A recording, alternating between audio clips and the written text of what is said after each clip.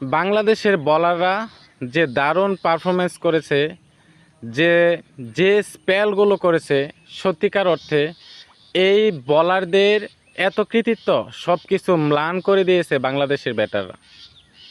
প্রথম ইনিংসে আফগানিস্তান 50 ওভারে মাত্র 199 রান তুলতে সক্ষম হয়।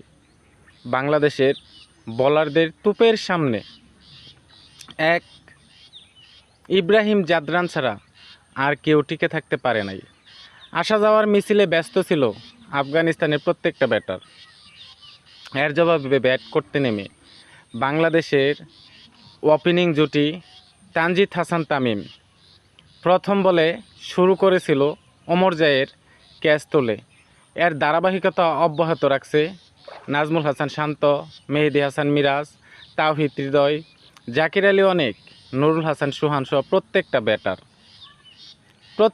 ব্যাটার যেখানে 50 ওভারে 199 রান করতে পারে না, সেখানে কিভাবে এই দলকে নিয়ে ওডিআই বিশ্বকাপে চিন্তা করা হয়।